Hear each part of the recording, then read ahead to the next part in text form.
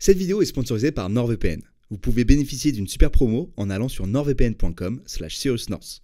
Plus d'informations en fin de vidéo. Suis-je une merde pour avoir fait perdre son logement à un ami de ma sœur après avoir chié dans une poubelle? Wow. Bonjour à toutes et à tous et bienvenue dans ce nouvel épisode de Êtes-vous des merdes? Et bonne année! Faut que j'arrête de mettre des trucs temporels dans mes vidéos Êtes-vous des merdes parce que l'autre fois j'avais dit genre ouais bonne rentrée à tout le monde etc. Et j'ai sorti la vidéo je crois en octobre, enfin ça n'avait aucun sens, du coup j'avais dû virer cette intro il me semble, ou alors elle est restée, je sais plus. J'espère qu'on n'est pas encore trop tard en janvier et que je peux quand même vous souhaiter la bonne année. Évidemment mes meilleurs vœux bien sûr en termes de santé avant tout, c'est le plus important. L'amour et la réussite dans tous vos projets, qu'ils soient personnels ou professionnels. Vous connaissez sûrement le concept de ce type de vidéo, Êtes-vous des merdes? D'ailleurs vous avez remarqué, je ne mets plus dans le titre, voilà, parce que voilà, je vais être très honnête avec vous, j'ai remarqué qu'il y a plein de créateurs et créatrices qui ont des formats comme ça. Et c'est des formats qu'on a envie de voir souvent, et donc il y en a plein en fait. Il y a, genre, ils en sont à l'épisode 30, 40, 50. Mais ça fait longtemps qu'ils ont arrêté de mettre le nom du format avec le numéro derrière. Parce que sinon, on se dit. Attends, les gars, tu fais que ça ou quoi? Donc voilà, je fais pareil. Donc en fait, maintenant, ça sera juste le titre d'une des histoires. Et du coup, je ne dirai plus ça dans les prochaines vidéos. Par contre, je dirai ça. Bienvenue dans Êtes-vous des merdes? Donc c'est un format où je vais juger des histoires que vous m'avez envoyées de manière anonymisée via un service en ligne que je mets en description. Donc si vous voulez m'envoyer des histoires, vous devez passer par ce truc-là. Sinon, elles ne seront pas lues par mon co-auteur Tom qui prend vos histoires et en fait les...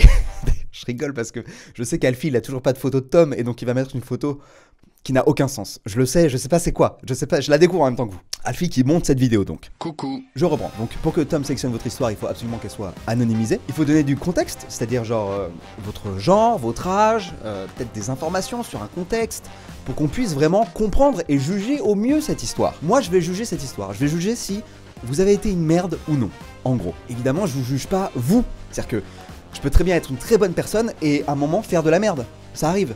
Ou à l'inverse, je peux être une énorme merde et faire une action très louable. Donc il faut bien dissocier les deux. Et ensuite, je ne juge qu'avec les informations que j'ai. C'est-à-dire que peut-être qu'en fait, vous avez oublié une partie importante de l'histoire, peut-être qu'on n'a pas les éléments de la partie d'en face, etc., etc. Évidemment, quand vous m'envoyez une histoire, vous êtes à l'aise avec le fait que je puisse dire que vous êtes une merde, évidemment. Mais c'est un avis qui n'implique que moi, et c'est un avis aussi qui est sur le moment. C'est-à-dire que parfois, je peux revoir une histoire le lendemain, et genre mon avis va changer.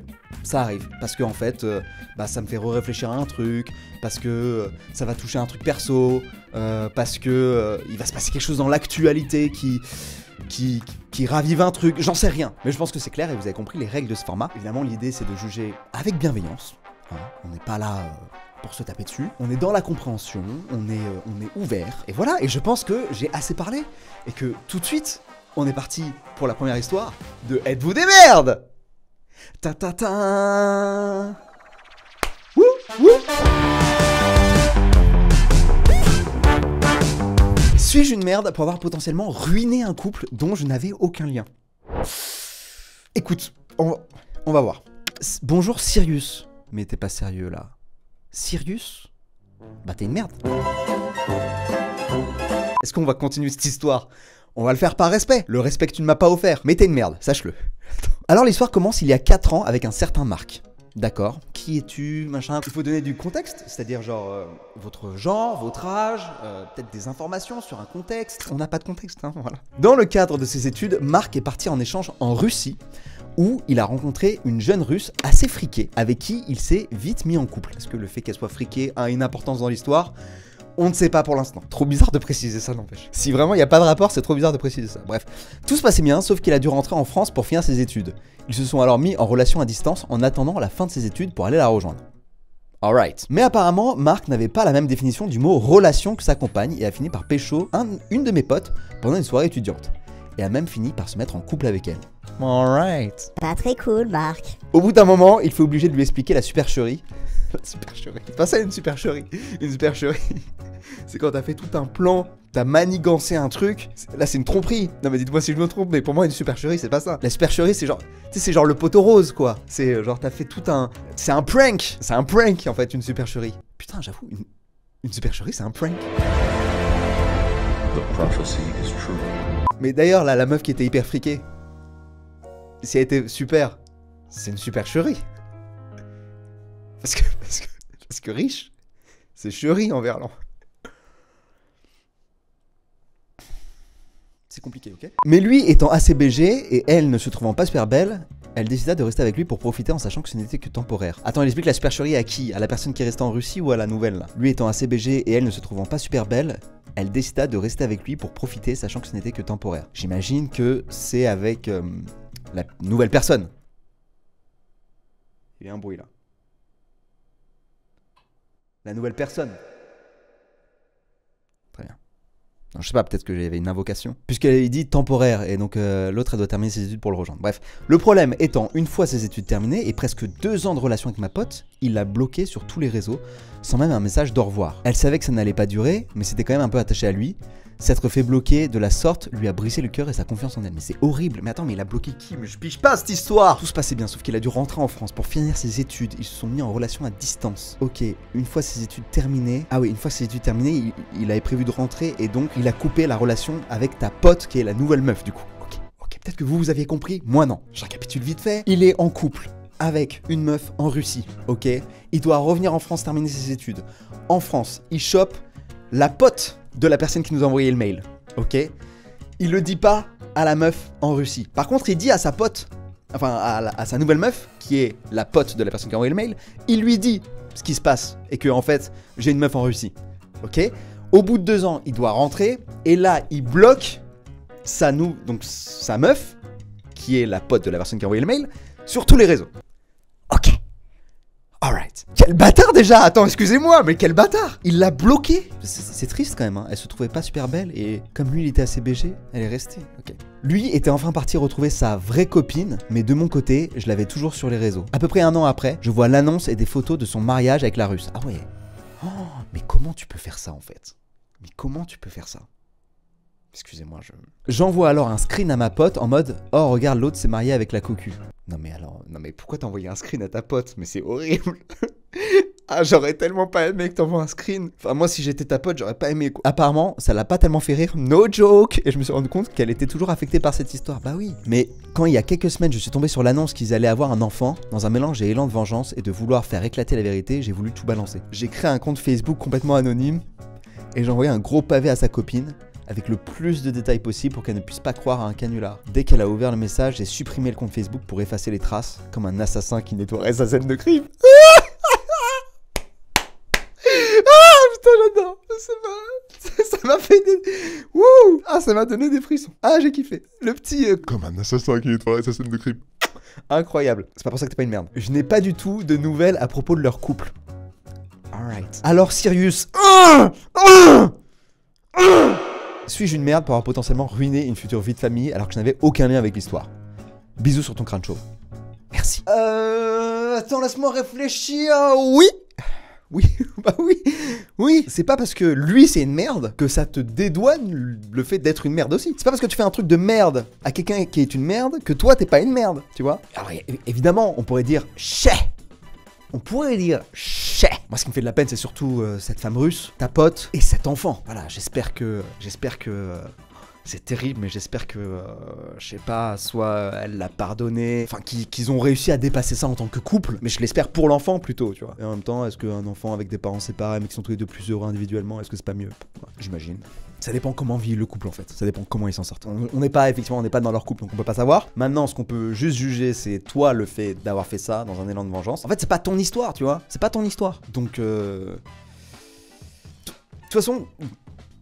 Tout ce qui est dans un mélange de élan de vengeance et vouloir faire éclater la vérité, à partir du moment où il y a de la vengeance dedans, souvent, t'es une merde. Souvent. Dans tous les cas, voilà, maintenant, c'est fait. C'est sa vie à Marc. C'est-à-dire qu'en fait, faut aussi... c'est pas surprenant, quoi. Tu trompes ta meuf pendant 2 ans. Bon, bah, c'est pas surprenant qu'elle l'apprenne. Faut aussi remettre les choses dans leur contexte. Hein. Le mec, il a quand même trompé sa meuf pendant 2 ans. Elle l'apprend. Bon. Est-ce qu'on est vraiment choqué? Non. Voilà, maintenant voilà, le fait de le faire pour des raisons de vengeance et tout, alors que c'était pas ton histoire, machin... Tu vois, c'est pas ouf. Suis-je une merde de lui cacher que je suis une ancienne obèse? Bon, bonjour Sirius, mais bonjour. J'ai 30 ans et j'ai rencontré un mec il y a 1 an. Non mais c'est intéressant déjà cette histoire là, cette question là, ouais. On va en parler, mais c'est intéressant là. Nous ne sommes pas officiellement en couple, mais nous sommes très proches. On a une relation qui se rapproche beaucoup de celle d'un couple, mais c'est une autre histoire.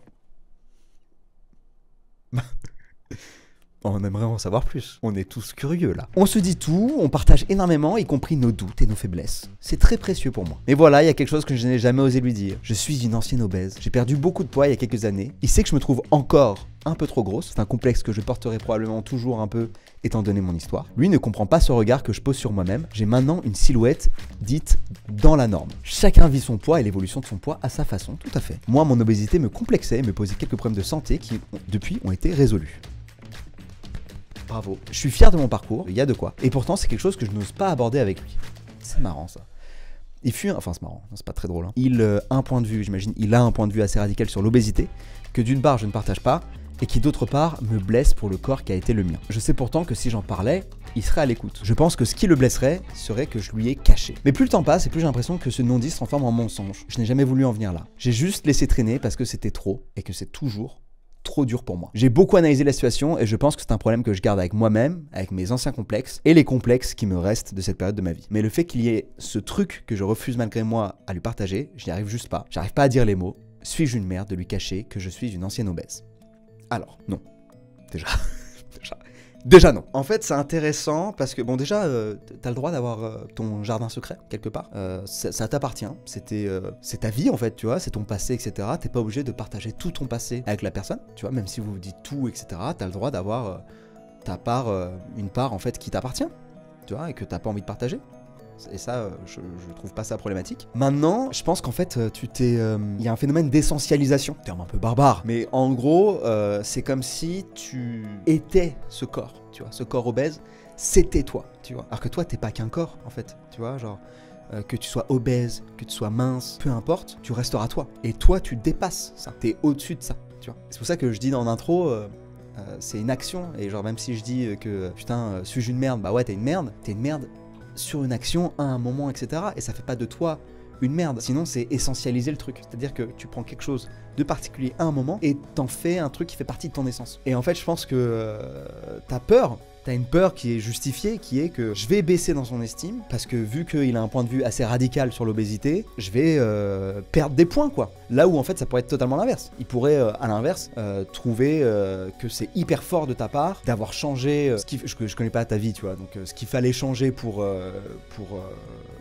changer de corps, entre guillemets. Peut-être que ça, il va le valoriser de ouf, et que tu vas lui plaire encore plus, tu vois, j'en sais rien. C'est la peur qui te bloque, et je le comprends, tu vois. Ça fait pas toi une merde. En vrai, je pense que tu finiras par lui dire, parce que ça a l'air de te peser trop, et qu'en fait, ça a l'air de pourrir un peu un bout de ta relation, et c'est trop dommage, si c'est que ça. Donc je pense que tu finiras par lui dire, et je pense que c'est à lui ensuite d'être compréhensif sur pourquoi tu l'as pas dit, sur le fait que t'avais peur, t'avais peur de son jugement, t'avais peur de ton propre jugement aussi, peut-être, tu vois, genre de te reconfronter à un truc que t'as été et que t'apprécies pas, visiblement. Ça vient raviver des complexes, etc. Mais voilà, après c'est votre histoire, quoi. Mais non, t'es pas une merde, et c'est hyper touchant, ton histoire.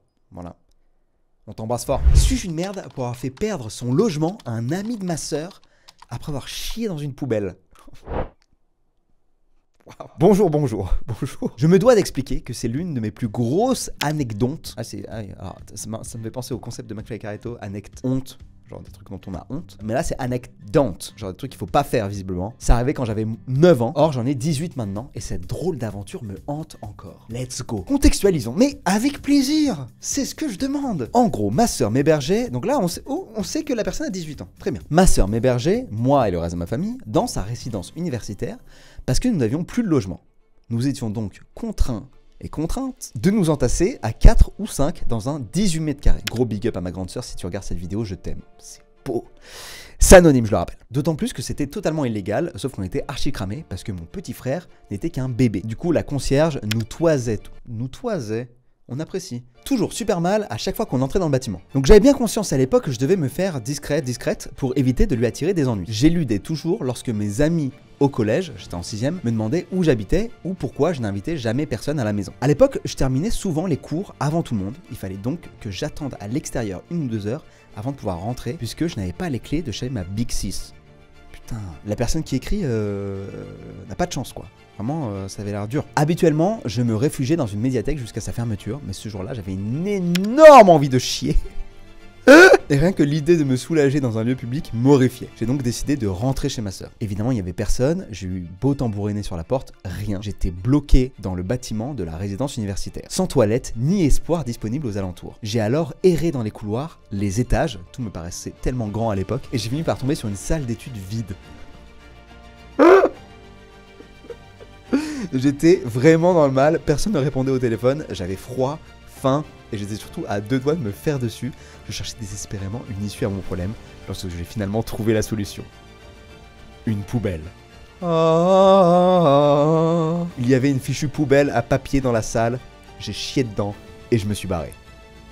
Incroyable, j'adore ce storytelling. Incroyable. J'avais tellement honte que j'ai préféré quitter la résidence et attendre ma mif dehors dans le froid plutôt que d'avoir à affronter ma merde. Finalement, ma sœur est rentrée et je fais comme si de rien n'était, sauf que tout ne s'est pas terminé là.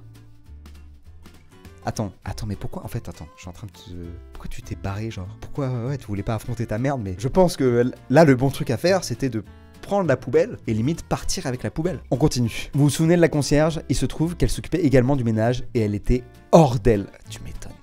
Quand elle a découvert mon cake empoisonné, au point qu'elle a placardé des affiches dans tous les étages du bâtiment demandant au ou à la responsable de se dénoncer. Je n'ai rien dit, comme vous vous en doutiez. Déjà que j'étais pas censé être là et que je voulais pas qu'on vire ma sœur de chez elle, je ne voulais pas non plus que ma mère la prenne et que ça finisse avec la marque de sa claquette imprégnée à vie sur ma tronche. Le problème, c'est que cette concierge était très certainement raciste parce qu'elle a immédiatement eu un des potes noirs de ma sœur dans le collimateur et ne cessait de l'accuser. Je tiens à préciser que je suis noir aussi, mais ma sœur a toujours été exemplaire et personne n'aurait pu la soupçonner de quoi que ce soit. Bref, cette histoire est allée tellement loin que le pauvre Joe a fini par quitter les lieux et emménager ailleurs. Attends, mais donc ta sœur, elle sait pas que c'était toi?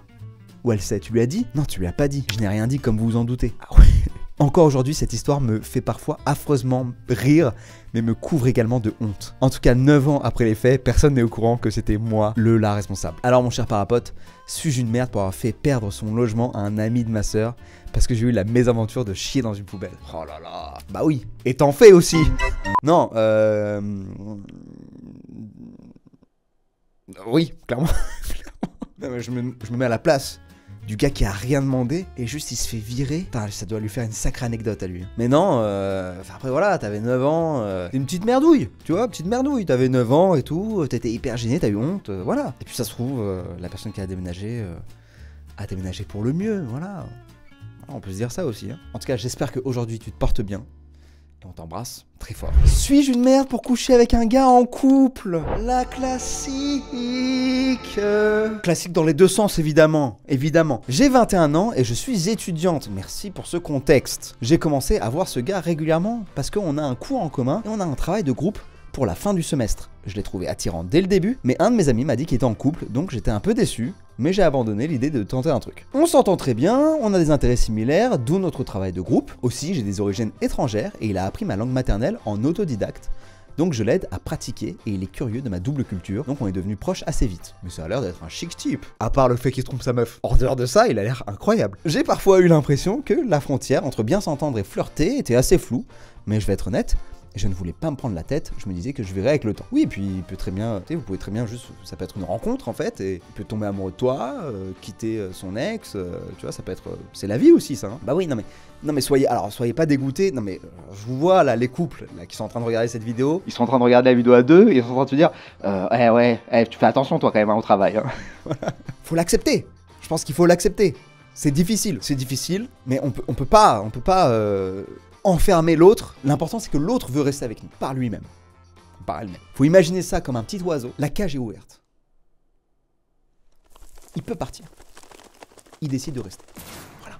Donc pas d'embrouille les couples. Parce que je sais que vous êtes beaucoup à regarder Êtes-vous des merdes en couple, ensemble et tout, ça me touche beaucoup. Sachez que j'ai ces témoignages, voilà, quand je vous croise, etc. Vous me le dites parfois, et ça me touche, voilà. Vous avez bien de la chance en tout cas de pouvoir être en couple pour faire ce genre d'activité. Alors, donc je me dis je verrai dans le temps. J'étais peut-être dans le déni, je me suis dit que je me faisais des films. C'était assez confus aussi de son côté, parce qu'il pouvait être très froid, voire indifférent par moments. Ouais, il y a des moments, la vie le rappelait à l'ordre, j'imagine.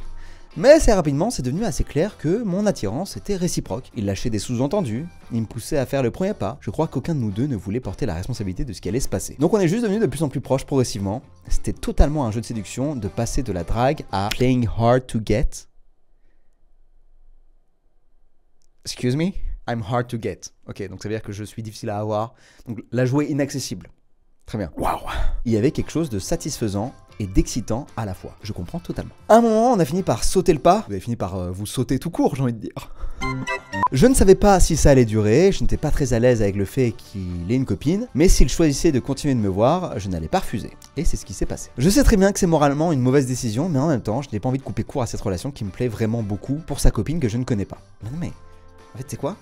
Je comprends.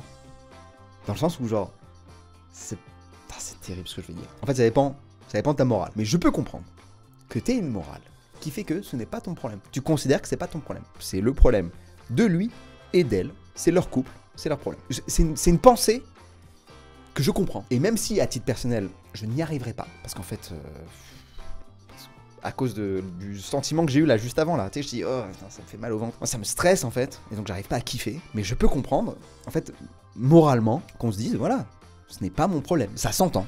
Ça s'entend. Je sais que c'est égoïste, un peu, mais c'est pas... Tu fais... En fait, quelque part, tu fais du mal à personne, parce que tu n'as pas de compte à rendre à cette meuf. Tu vois ce que je veux dire? C'est lui qui a des comptes à rendre à cette meuf. Pour moi, c'est lui qui porte la responsabilité de la tromperie. Moi, à titre personnel, si je ne le fais pas, c'est pas pour l'autre mec que je connais pas, c'est pour moi. C'est purement égoïste aussi. C'est pour me sentir bien, en fait. Pour me sentir bien dans la relation. Non mais voilà, faut dire les choses à un moment, faut dire les choses. Je sais que c'est égoïste, mais je me demande ce que quelqu'un d'autre fera à ma place. Je me dis que c'est lui qui a des responsabilités envers sa copine, et les miennes sont moindres. Mais non mais elles sont même inexistantes, si je peux me permettre. Après, on pourrait rentrer dans une morale kantienne. Et imaginer si tout le monde faisait ça. Bah en fait, même si tout le monde fait ça, ça n'empêche que la responsabilité, c'est la personne qui est en couple. Imaginons que tout le monde ait agi comme toi. Qu'on soit dans ce monde-là, un monde comme ça. Est-ce que ça changerait les règles? Est-ce que ce serait un monde moins bien? Ce serait un monde un peu plus compliqué, mais pour moi, ce serait toujours pas de la faute des personnes comme toi. Par contre, si tout le monde faisait comme lui, là, ce serait pas possible. Si tout le monde faisait comme toi, mais qu'il y aurait des gens qui ne font pas comme lui, ça marche. Je sais pas si vous voyez ce que je veux dire. Bon, ça fait sens dans ma tête, mais bon, c'est peut-être pas clair. Je pense, avec tout le respect que je lui dois, que lui est une merde. On est d'accord. Mais tu sais quoi, on est d'accord. Mais je ne sais pas si je suis aussi. Je me sens pas coupable de coucher avec lui, mais je me sens coupable de ne pas me sentir coupable envers elle si ça a du sens. Alors ça a totalement du sens. Ou effectivement, on pourrait comprendre que tu te sentes coupable envers elle. Franchement, tu te sens pas coupable, Enfin, y a rien qui t'oblige à te sentir coupable. Je suis prête à accepter mon jugement. Oh, j'adore cette phrase. Suis-je une merde? J'aime cette phrase, ça donne un truc solennel à cette histoire, je kiffe. Non, t'es pas une merde. Après, là où t'as une responsabilité envers elle, je trouve, sur les MST, si je peux me permettre. Parce que c'est-à-dire que t'as une information qu'elle, elle a pas. Et donc en fait, si toi t'as un truc qui peut la mettre en danger, parce que tu sais que vous couchez sans capote et il couche sans capote, là ta responsabilité elle rentre en jeu. À mon sens. Maintenant sur la morale pure du couple, tu ne lui dois rien, parce que vous n'êtes pas en relation. Maintenant, attends, je te dis que t'es pas une merde, je trouve pas ça cool, tu vois. Je dis pas, ah non, t'es un ange. Tu vois. Mais, non mais que les choses soient claires. Parce que j'imagine qu'il y a des gens dans la vidéo qui doivent se dire, Non mais attends, mais...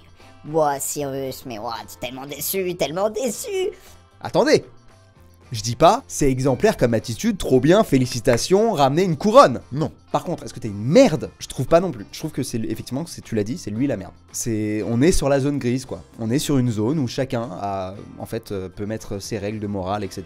Parce que c'est une question de perception, parce que c'est une question de comment on est à l'aise avec soi-même, c'est une question de culpabilité, c'est une question de comment on vit sa culpabilité. Mais si je dois être juge dans l'histoire, même si je ne le ferai pas, tu n'es pas une merde pour autant. Suis-je une merde pour utiliser mon asthme à mon avantage? Énorme. C'est par rapport à ton déguisement Dark Vador? C'est pour le sport, le 3x500? J'essaie de pré-shot, j'essaie de trouver en avance. C'est pour arrêter le sexe plus tôt parce qu'en fait tu sens que tu peux pas tenir. Toutes ces options m'iraient. Depuis que je suis tout petit, je fais de l'asthme. Et ça a toujours été handicapant dans la vie de tous les jours. Ok, donc un gros asthme. Enfin, un asthme vraiment handicapant, quoi. Parce que moi, par exemple, on s'en fout, mais je fais de l'asthme d'effort. Je savais même pas que ça existait avant que le médecin me le dise. Voilà. C'est que de temps en temps, je fais... Voilà, ça sifflote de ouf. Mais c'est pas du tout handicapant dans la vie de tous les jours. Pourquoi je vous donne cette précision? Je sais pas, pour que vous vous sentiez plus proche de moi. Ok, j'ai le droit de nourrir cette relation parasociale, vous pouvez me laisser faire, merci. Cependant, j'ai appris au fil des années à contrôler mon asthme, ou plutôt à le provoquer. Alright, super pouvoir. J'arrive quasiment à m'auto-stresser pour avoir une crise d'asthme si vraiment j'en ai envie. Énorme. Est-ce que tu peux faire l'inverse? Genre quand t'es stressé, genre t'arrives à te... L'asthme tous les jours, c'est vraiment pas fun, et ne pas pouvoir respirer en faisant des trucs simples, c'est ultra chiant. C'est marrant de dire cette phrase juste après ce que tu viens de dire. Malgré tout, il m'est arrivé, surtout quand j'étais jeune, de provoquer des crises quand je devais faire un truc chiant, comme aller en cours de sport, évidemment. Allez, Ou bien juste pour me sortir de situations comme avoir oublié de faire mes devoirs, avoir fait une bêtise quelconque. Ah là là. J'ai déjà évité de me faire exclure de cours en faisant ça aussi, en n'ayant aucun remords pour ce que j'avais fait. Tu sais ce qu'on va dire, tu le savais quand t'as envoyé le mail, tu le savais. Et maintenant, par exemple, quand je dois faire les courses un jour ultra bondé, une crise d'asthme provoquée, je m'assois quelque part avec ma ventoline, et hop, on vient me demander, est-ce que vous voulez passer devant? Je ne sais pas honnêtement si je devrais être fier ou honteux de faire ça, si tu sais, si on t'aurait pas envoyé de mail. Mais je me dis, l'asthme me pourrit assez la vie quand je ne m'y attends pas. Alors autant l'utiliser à mon avantage pour contrebalancer ça. Oh là là. Je me dis aussi que parfois, ça ne passe pas et on me croit pas. Cependant, j'ai l'impression que les gens me laissent faire au cas où ça doit être réel. Ce qu'il est en réalité puisque je provoque une vraie crise d'asthme. le déni. Non mais c'est réel, c'est une vraie crise. Excusez-moi. Oui, je l'ai provoquée, mais elle est vraiment là. Regardez, je fais pas semblant. Je t'adore, mais aïe. Ah, suis-je une merde? Ah putain. Donc toi, ton argument pour te défendre, parce que tu te défends dans le mail, hein. Tu te défends. Ton argument, c'est de dire quoi? C'est de dire dans la vie de tous les jours. C'est hyper chiant. Donc vu que j'ai un handicap hyper chiant, je peux l'utiliser à mon avantage de temps en temps. Je me rends pas compte, en fait, ça se trouve, tous les gens qui ont un handicap font ça, hein, peut-être. Je sais pas. Peut-être il y a des malentendants, et des fois ils entendent, et juste, ils ont la flemme, et ils font genre...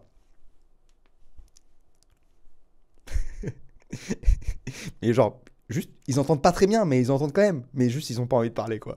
Peut-être, enfin, pas envie de rentrer en interaction, je veux dire. Parce que je sais que c'est malentendant et pas... Parce que j'ai dit parler, alors qu'on parle de... vous avez compris. Tout le monde a compris. Tout le monde a compris. Il y a du mensonge et il y a de la manipulation. Donc en gros, est-ce que le fait que tu aies une forme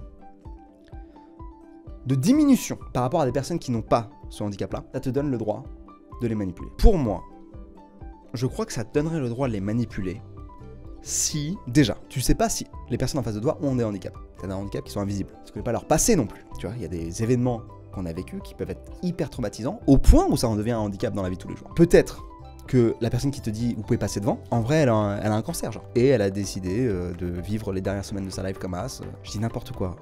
Mais vous avez compris l'idée, je pense. Ou peut-être que elle vient de perdre quelqu'un, elle vient de perdre son enfant.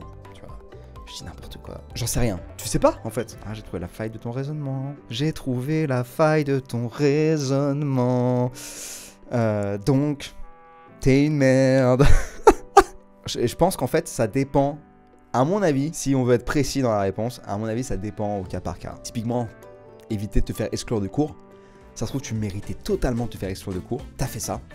Et du coup, tu t'es pas fait exclure. Alors que tu venais de faire un truc vraiment pas cool à un autre élève. On sait pas, on n'a pas les infos. Tu vois ce que je veux dire? Donc je pense que ça, on pourrait faire du cas par cas, mais je pense que globalement, c'est être une merde de faire ça. Maintenant, est-ce que on l'aurait pas tous fait? Non mais voilà, faut être honnête. La personne qui a envoyé ce message a un super pouvoir maintenant. Ah, je sais pas, c'est une bonne question. Hein. Moi, ce qui me fait rire, c'est que tu dis, je ne sais pas honnêtement si je devrais être fier ou honteux de faire ça. Genre, le fait que tu puisses en être fier, ça me bute. J'adore. Ça me bute. Pas de la moquerie. Oh là là, c'est dur. Elle est dure celle-là. Non mais je crois que je vais trancher en disant que t'es une merde. Je crois. Voilà. Parce que ouais, t'as pas eu de chance au jeu de la vie sur le D-asthme. T'as pas eu de chance. Est-ce que c'est une raison pour manipuler les gens? Non, je pense pas. Là, on n'est pas en train de juger. Êtes-vous des gens qui sublimaient vos problèmes? Parce que là, je t'aurais dit oui. Là, on est sur êtes-vous des merdes. Et la réponse est oui. Maintenant, si on devait juger d'autres trucs, si c'était un autre format, franchement. Pas mal. Suis-je une merde pour avoir contaminé mon copain? Alright. Je dis alright en stressant parce qu'en fait, ça peut être tout et n'importe quoi contaminé quand même. Ah bah je vous le dis comme ça on stresse ensemble. Cher Cyrus, je suis en couple, j'ai 25 ans et je suis une femme. Ok, enchanté. Merci pour le contexte, merci. Depuis bientôt 3 ans avec un homme de mon âge qui ne vit que pour la musique et le sport grande intensité. Marathon, Ironman, Décathlon. Alors Décathlon c'est une boutique de sport donc rien à voir. Ironman, c'est un super héros donc rien à voir. Évidemment je rigole, je sais ce que c'est des Ironman et des Décathlons, je sais ce que c'est. Vous savez pas ce que c'est? Je vous le mets ici, voilà, ça c'est Ironman. Et voilà, ça c'est Décathlon, voilà. Pour son anniversaire, je lui ai acheté 2 places pour un concert d'une artiste dont il est absolument fan. Il peut te réciter toute la discographie, les dates de chaque titre et beaucoup de détails sur cet artiste, à un point parfois quasiment malsain. On n'a pas le titre de l'artiste, parce que j'imagine pour des raisons d'anonymat, mais Oh, ça peut être tellement marrant. Genre, ça peut être. Genre, par exemple, si c'est Céline Dion, ça me fait beaucoup rire. Voilà. Je vous le dis, ça me fait beaucoup rire. Seulement, mon homme est également anti-vaccin, anti-pass. Ah bah, vous connaissez ma position sur tout ça. Et c'est là qu'on peut en vouloir à cet artiste de pas avoir dit qu'il fallait peut-être se vacciner, par exemple, j'en sais rien. Je sais pas. On aurait pu. Impossible pour lui donc d'aller au concert. Il refuse catégoriquement les tests antigéniques pour des raisons que je juge assez complotistes. Voilà, je l'ai perdu là. Autant qu'il soit anti-vax, anti-pass, ça se comprend. Hein. Par contre, refuser les tests antigéniques pour un concert qu'on surkiffe, ça je comprends pas, j'avoue. J'ai pas à comprendre. De toute façon, est-ce qu'on me demande de comprendre là? Non, on me demande pas de comprendre. Et toi non plus d'ailleurs. Là, on est dans. Il faut accepter, on est dans l'acceptation. Un peu plus d'un mois avant le concert, une de mes amies a été infectée par le Covid. J'ai délibérément contracté le Covid et je l'ai refilé à mon copain sans qu'il le sache, alors que moi si. Pourquoi t'as fait ça? Pourquoi t'as fait ça? Ayant été testé positif et s'étant rétabli rapidement, j'insiste sur le fait que je savais qu'il était en bonne santé, sportif avec une alimentation saine. Il a pu se rendre au concert sans participer aux complots gouvernementaux. Bla bla bla. Bref, suis-je une merde? Waouh. Oh. Waouh. Putain. La meuf incroyable. Oh, la meuf incroyable. Putain, il y a une petite prise de risque, mais en vrai, vu vos âges, ça fait 25 ans, infime. Putain, j'ai envie de te dire que excusez-moi, c'est un coup de génie. Enfin voilà, je sais pas quoi te dire. Bon, sur le principe, c'est horrible. Non mais voilà, non attends, je redescends. Excusez-moi, j'ai été choqué. Sur le principe, au-delà du coup de masterclass que c'est, t'es une merde. Au-delà du coup de masterclass, t'es une merde, en vrai. C'est-à-dire que tu refiles une maladie, vraiment, dont on a peu d'informations sur cette maladie. Hein. Bon, j'ai pas la date exacte d'envoi du mail, parce que c'est Tom qui l'a, c'est lui qui voit sur la boîte mail, etc. Ça reste une maladie où, bon, encore plus il y a un an, on n'avait pas masse d'infos, notamment les questions de Covid long, etc. Donc c'est quand même, il y a quand même, enfin, tu vois, au-delà du geste d'amour, au-delà de... En fait, on peut aussi se dire qu'il l'aurait chopé quoi qu'il arrive. Voilà, là, on est typiquement dans ce pourquoi j'adore ce format. C'est que il y a un truc utilitariste versus une morale un peu idéaliste, quoi. Toi, t'as été utilitariste. C'est-à-dire que toi, tu t'es dit, bon, on va être pragmatique, il va choper le Covid quoi qu'il, parce que quasiment tout le monde le chope, ou quasiment tout le monde l'a chopé. Il est anti-vaccin, anti-pass, donc il se fera jamais vacciner. Donc vu qu'il va l'avoir quoi qu'il arrive, autant qu'il le chope avant son concert. Comme ça, il peut y aller. Ça se tient. Franchement, ça se tient. Donc, dans cette logique-là, dans une logique en fait hyper pragmatique, de dire que de toute façon, il l'aurait chopé quoi qu'il arrive, dans cette logique-là, t'es pas une merde. Mettez-moi dans les commentaires ce que vous en pensez là. Ah, ça me rend ouf de dire ça parce que c'est quand même contaminer quelqu'un d'une maladie sur laquelle on a assez peu d'infos. Et putain, je crois que t'es pas une merde. Je trouve ça ouf de te dire ça. De dire ça, c'est, je trouve ça ouf. Écoutez, je me choque moi-même. C'est incroyable. Il a beaucoup de chance de t'avoir. Je trouve. Putain, c'est une belle histoire. Hein. Je crois qu'en fait, ton histoire, elle vient toucher mes limites à moi. Sur ma morale à moi. Où en fait, moi je suis plutôt... j'ai des principes assez forts, entre guillemets. Et j'ai l'impression que plus le temps passe et plus ils se renforcent.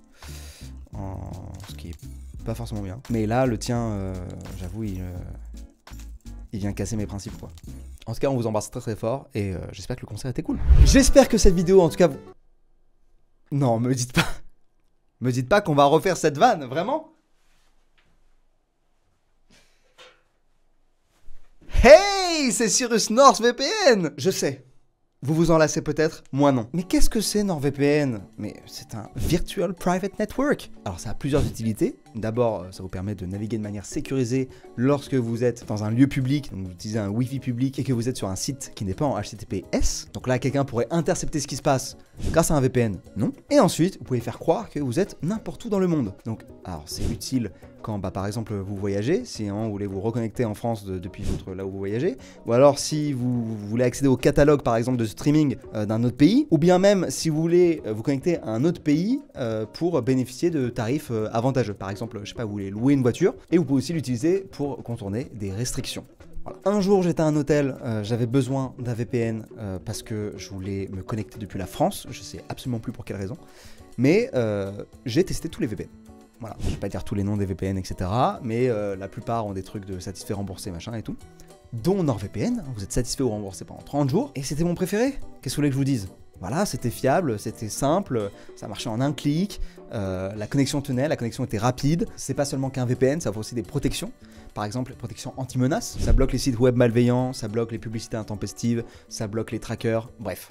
Ça bloque tout ce qu'on veut pas. Ils ont même un truc pour monitorer le dark web. C'est-à-dire que si quelqu'un divulgue vos informations d'identification sur le dark web, vous êtes au courant. Et ça, c'est quand même stylé. C'est à la fois sur le téléphone, sur votre tablette, sur votre ordi, c'est multi-compte. Que demande le peuple en fait? En plus, en allant sur nordvpn.com/SiriusNorth, vous avez une énorme réduction. Donc ce serait bête de ne pas en profiter. nordvpn.com/SiriusNorth, Satisfait ou remboursé pendant 30 jours. Vous pouvez foncer, grosse réduc, etc. Et je voulais aussi les remercier de sponsoriser ce format. Déjà de sponsoriser la chaîne en fait, d'aider, de soutenir la chaîne depuis autant de temps, de sponsoriser ce format, parce que c'est pas un format hyper évident, et je trouve que ça s'ancre hyper bien, parce que on est sur l'anonymat, etc. Donc je trouve ça trop bien. Et voilà, et sachez que du coup, quand vous prenez un NordVPN en passant par mon lien, forcément ça soutient la chaîne aussi. Donc c'est trop bien. Je vous embrasse très fort. N'oubliez pas d'envoyer vos histoires en passant par le lien qui est en description. Love, peace et ciao à toutes et à tous, même ceux qui ont été des petites merdouilles. Bye. Et je coupe le son. Et je remets le son. Non, je rigole, je coupe.